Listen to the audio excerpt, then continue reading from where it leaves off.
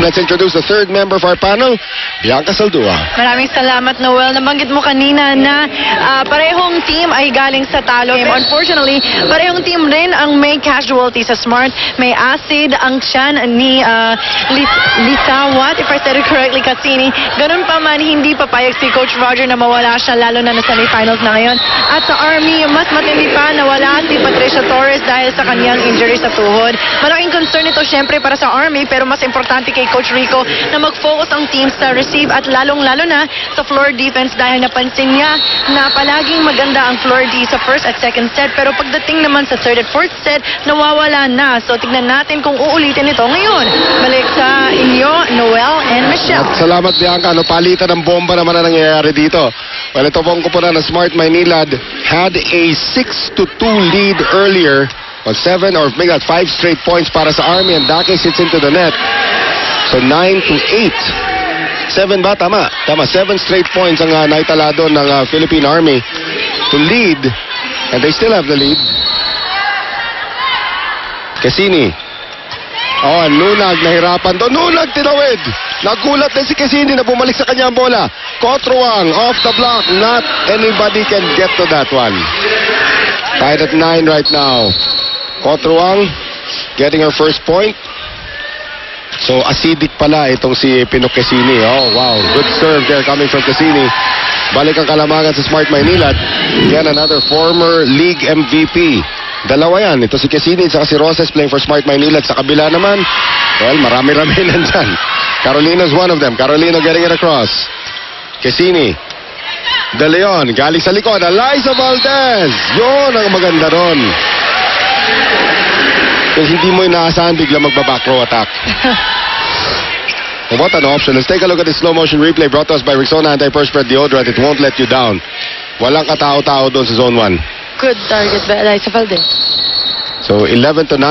At nabalita ako kamakailan lang nung nagka-question and answer portion sa Twitter. Favorite player mo pala si Eliza Valdez. Oo naman. That's a revelation. Kasi siyempre, pag college kayo, you're trained to hate her. Kasi kalaban mo yan eh. Pero favorite mo pala. That's a good revelation, ha? You cannot hate on talent. Yes, I agree 100%. No check ball there on that back row attack from Eliza. At napagitin, pinapaamin ni Roger Gorayev yung si Tina Salak. Kalaban mo yan, Coach. Hindi haamin. Ano daw yan? Mamatay daw ang pamilya niya, check ball daw. Hindi tinawag eh. Mikasas, the official ball of the Shakey's really good reception there by Goheng. Here's Cotruang ngayon, lusot kay Dakis. Hindi Cotruang, mapa-open, mapa-utility. And of course, we call her the Ninja. The Ninja. When she played here in 2008, binansagan ko na siyang the Ninja, nag-stick pala. Siya pa nagkwento sa ikaw palang nagbigay sa akin ng moniker na yun. Eliza Valdez, hindi ako nagbansag sa kanya ng The Phenom. Si Boom Gonzalez yun. Pero she went down the line, wala. Ano ba moniker mo nung naglalaro ka? Ano? Ano moniker ang binigay sa'yo? Wala. Mama, mag-aanap tayo. Hindi pwede yun. Gumabaw, pwede na yun. Hindi moniker yun, apelyido yun eh. Then, good serve there coming from Balse. Eliza, kept alive by Dakis. Salak ngayon. Gonzaga gets it across. Cotruang, Ruby, combination. Valdez, over everybody. Dug up by Balse. Tinawid naman ni Salak. Ruby one more time. This time kay Sue Roses. And Sue Roses, dinaan na lang sa magandang pwesto. Di ba, Noel? Basta binigyan ng bola. Mataas ng percentage ni Sue Roses makapatay.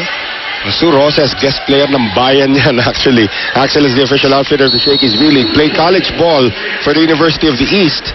And of course, helped UST, San Sebastian win so many titles here in the Shakey's V-League. Ilan na kaya ang jersey ni Sue Roses? Marami-rami na yan. Valdez will miss again. Ito na naman ang rason kung bakit naupo siya the last game. Low percentage attack. Rachel Landak is 25 years old from Taytay. Here's Ruby De Leon.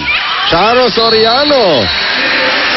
Pinutakan ni Charo yung depensa that time ng Army. And now Charo to serve. Specialty service. That's right. Holds the record for most aces in one match dito sa Shakey's V-League with 8. Here's Ruby. Quick set to Cassini. Setting is Alarca for Michelle Carolino. Cotruang.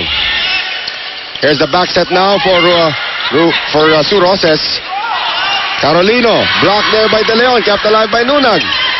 Gonzaga into the net. Errors na ang pumaproblema rito sa kupunan ng Philippine Army. Even for Smart Maynila, attacking errors from them, talaga nabubuhay ang Army. Now Charo Soriano once again. Balse, Salak, Carolino. Here's Rubina, quick set again to Cassini. Another great dig by Angela Nunag. Michelle Carolino, Cotro ang digs it up.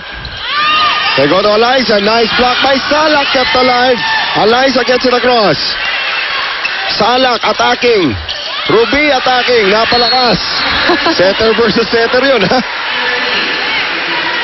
Ang lakas ng palo na. That's right. Tandaan natin that Salak and De Leon were teammates on the national team in 2005 when they won the bronze medal in the Southeast Asian Games. Salak. Cotruang. Ruby. Eliza on the run. Kept alive by Carolino. Not anymore. 3 men down for Army. That's right. 16-13, 13 ang Smart Maynilad. May bala pa kami